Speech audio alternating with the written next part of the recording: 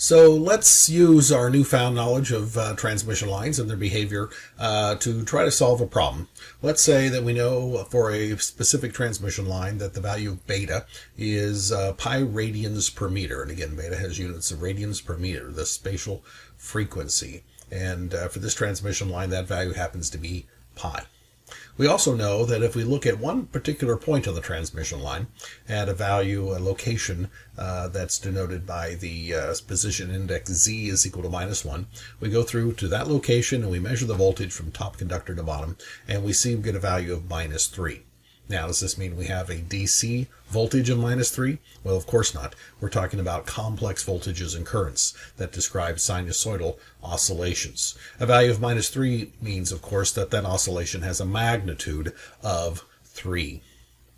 Likewise, the -3 means that it has a phase of pi, 180 degrees. 3 times e to the j pi is equal to -3.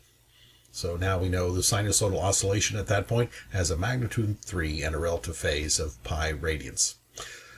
Likewise, the problem statement tells us that the current at a different location on the line, that location denoted by index z equal to 0. At that location, if we go there and measure the current, we would find that it is equal to a value of 1 over z0. Z0, of course, is the characteristic impedance of that transmission line. Does this mean we have a DC current? Well, again, of course not. This is a complex current.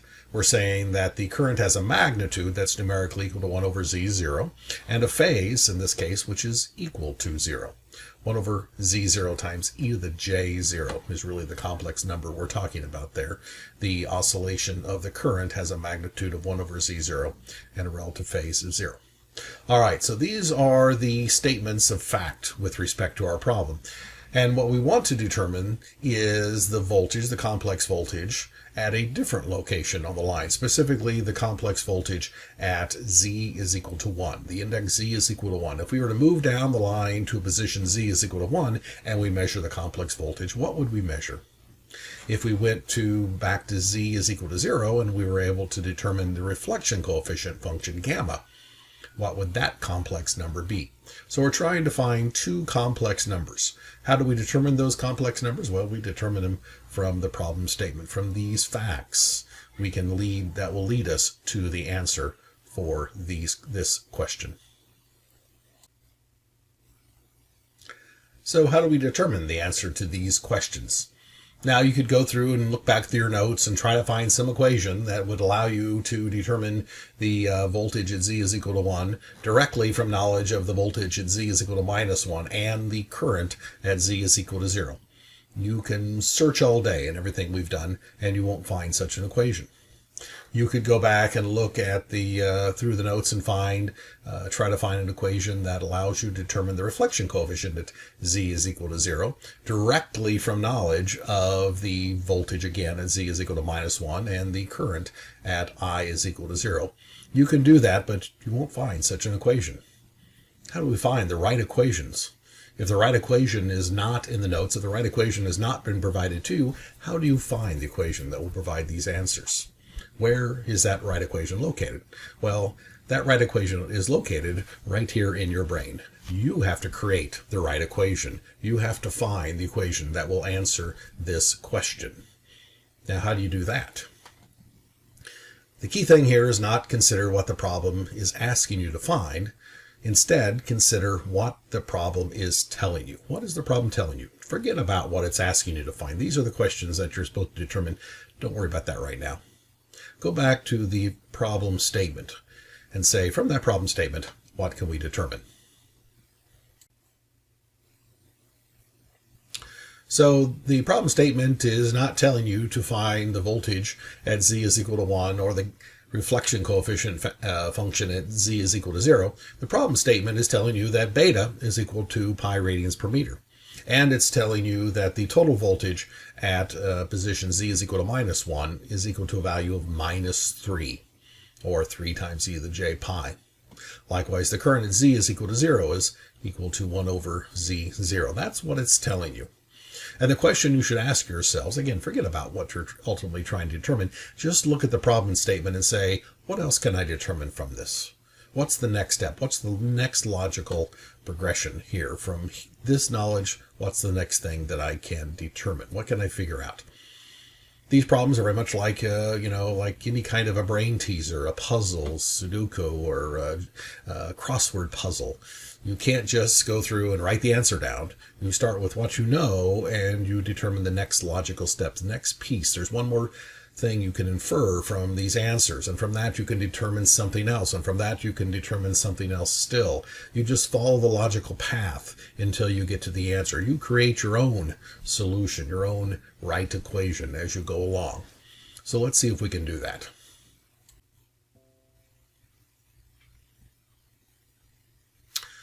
So the problem statement says the voltage at position Z is equal to -1 is equal to a value of -3. 3 times e to the j pi. What can we determine from that? Is there any extra facts we can extract from that statement? Well, let's look at the total voltage equation. This is the solution to the telegrapher equations. We know this is true for every transmission line, so it must be true for the transmission line of this problem. The total voltage is equal to the plus wave voltage and the minus wave voltage, a function of both position Z and frequency omega. Now, in this case, beta, that shows up in our telegrapher equation solutions, we know is equal to pi radians. So let's go ahead and insert those in there so we can rewrite it for this particular transmission line in this way. Now, this is the total voltage for any and all values of position Z. But for our problem statement, we know the value of the voltage at one position, one location, and that is equal to Z is equal to -1. So let's go ahead and evaluate this voltage function at the position, the specific location of Z is equal to -1. So we put that in there, Z is equal to -1, and we get either j pi in there, plus and minus, and that becomes, of course, -1, and we go through and we get this result.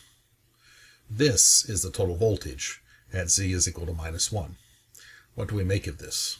Well, there's another part to the problem in terms of the problem statement. We know that the total voltage at Z is equal to -1, which now we know is equal to this.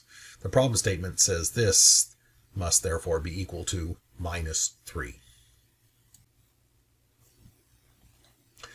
So from telegrapher equations, we know the total voltage at Z is equal to -1 must be equal to this.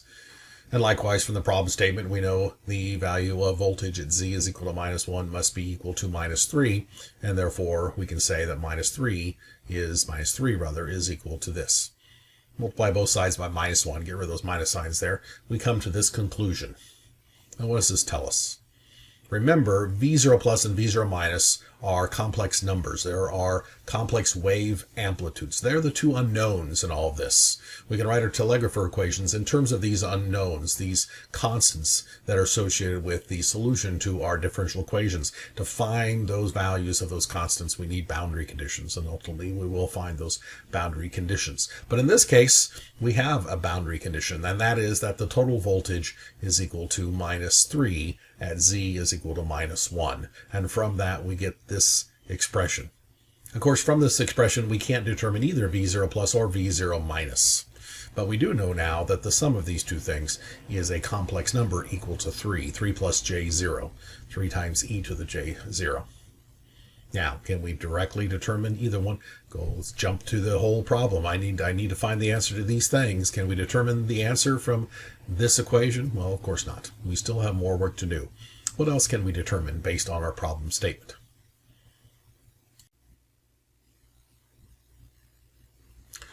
So the other part of the problem statement says that the total current at the location of the transmission line of Z is equal to 0 has a value which is equal to 1 over Z0, Z0 being the characteristic impedance of the transmission line. Now, the total current of a transmission line, according to telegrapher equations, any and all transmission lines, and therefore certainly the transmission line in this problem, can be described by this function. This is the transmission telegrapher equation for total current as a function of position and frequency. Notice the minus sign there. Again, don't forget the minus sign when it comes to current. Now, what can we do with this? We've put in the value beta is equal to pi. Let's go ahead and evaluate this current function at the specific location of Z is equal to 0. We know, after all, the current at Z is equal to 0 is 1 over Z0. The question is, what does this say about the current at z equal to 0? Just insert 0 in there for the index z, and let's see what happens. All right, we get this ugly looking thing, e to the minus j pi 0 times 0. Of course, that's actually pretty simple because 0 times minus j pi is 0, and e to the 0 is 1. And 1 times our complex wave amplitudes, of course, are our complex wave amplitudes. So quickly, we get to this result here. This is the current, the total current on our transmission line at a location which is equal to z is equal to 0. Notice this result does not have the variable z. Why does it not have a variable z? Well, because we evaluated the specific value of z, which is equal to 0. So this is the total current at z is equal to 0, yet our problem statement says likewise that the total current at z is equal to 0 is equal to 1 over the characteristic impedance. So we put these two pieces together and we can see that this must be equal to the 1 over the characteristic impedance of our transmission line. We look at this equation, of course we can do a little algebra, multiply both sides by z0, and we can cancel out that z0. We do that and we get this equation. The difference of the two complex wave amplitudes is equal to 1. So let's consider what we've determined. We know that the sum of the two complex wave amplitudes must be equal to 3. We determined that by knowledge of the voltage at z is equal to minus 1. We've likewise determined that the difference of the two complex wave amplitudes is equal to 1. We determine that from knowledge of the total current at z is equal to 0. Well, that's interesting, but of course our problem says we need to find the total voltage at z is equal to 1 and the value of reflection coefficient at z is equal to 0. How can we take these two statements and determine these answers? Well, let's look closely at these two results. So now we have two equations. And if we look closely, of course, we have two unknowns, the two complex wave amplitudes, V0 plus and V0 minus. So we can do a little algebra and find the value of these two complex wave amplitudes. We see we get a value of 2 and a value of 1. Once again, these are complex numbers, so I should have been more specific here, more explicit from that standpoint. I should have said the V0 plus is 2 plus J0. Or I should have said it's 2 times e to the j0. The real part is 2, the imaginary part is 0, or the magnitude is 2, and the phase is equal to 0. Likewise, for this result of 1, the real part is 1, the imaginary part is 0, or the magnitude is 1, and the phase is 0. 1 times e to the j0. All right. Again, I emphasize this because students oftentimes interpret this as somehow these are DC values. Again, these are complex numbers. All right, so we know V0 plus and V0 minus, but once again, we need to determine the total voltage at Z is equal to 1 and the reflection coefficient as Z is equal to 0. It still seems like we're an awful long ways away, but it turns out we're indeed very close.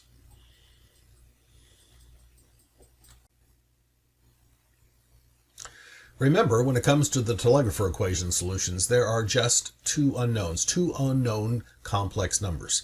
The complex wave amplitudes, V0 plus and V0 minus. Okay, there's also I0 plus and I0 minus, but we can determine that directly from the characteristic impedance. If we find these two complex numbers, we found everything. There's nothing else to determine. This says everything about the activity along the transmission line. It describes everything. It describes anything.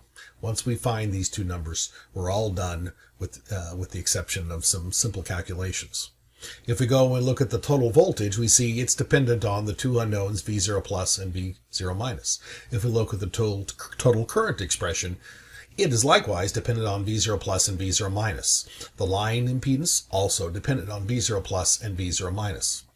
The plus wave voltage function is dependent on V0 plus, and the minus wave voltage is dependent on V0 minus, and the reflection coefficient is dependent, again, on V0 plus and V0 minus.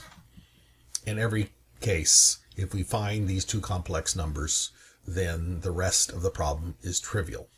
And so in a lot of transmission line problems, we really break the problem up into two pieces. Given the problem statement, given what I know, I seek these two complex numbers. If we can find those two complex numbers, then we know every single way to express transmission line activity, and somewhere in all of this will be the answer that we seek. It's just simply inserting the value of index at whatever particular location and doing the calculations to get the result. So two parts of the problem. From the problem statement, determine the two unknown complex numbers. Once we know those two complex numbers, then insert them into our transmission line activity functions, our basic functions, and from that we can calculate whatever and anything that we want. So for example, the total voltage from the telegrapher equations, of course, is this expression, a function of both position z and omega there. Beta is equal to pi, so we've gone ahead and put that in there for this expression. Now that we know the value of the complex wave amplitudes, V0 plus and V0 minus, we'll go ahead and insert them in there. V0 plus, remember, is equal to 2. V0 minus is equal to 1. And so this then is the unambiguous expression of the voltage along our transmission line. From our problem statement, we were able to determine precisely the total voltage at any and everywhere on the transmission line. Any value of Z, we can determine the total voltage. Likewise, for the reflection coefficient function, it's equal to this, we know. We have 2 beta z, and of course beta is equal to pi, so that's why pi shows up here, 2 pi times z. Out front we have gamma 0, which is simply the ratio of V0 minus to V0 plus, therefore the ratio of 1 to 2. This is our reflection coefficient function, a function of position z, a complex function of position z. So again, we found the two complex wave amplitudes. We now know the total voltage anywhere and everywhere on the transmission line. We know the reflection coefficient anywhere and everywhere on the transmission line. We likewise could have determined the total current anywhere and everywhere on the transmission line, the plus wave voltage anywhere and everywhere on the transmission line, the minus wave voltage anywhere and everywhere on the transmission line, and the line impedance anywhere and everywhere on the transmission line, just from those two complex wave amplitudes. Why did we determine the total voltage and the reflection coefficient? Well, that's because that was what the problem is asking for.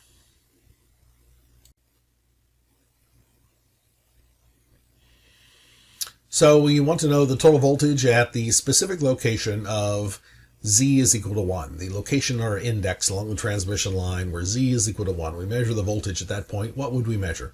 Well, it's pretty simple. We simply insert the value of Z is equal to 1 into our general expression for total voltage and do our math. Notice the complex exponentials turn to a value of minus 1, e to the j pi, and therefore we get a total voltage of minus 3. Of course, this is a complex number, real part of minus 3, imaginary part of 0. We can write that in terms of magnitude and relative phase as 3 times e to the j pi. And of course, this is more physical for us, we know, than the magnitude of the oscillation of the total voltage at z is equal to 1 has a magnitude of 3 volts, and the relative phase is pi radians. So we get a complex number as the result. This is the answer then, the first answer to the question of this problem.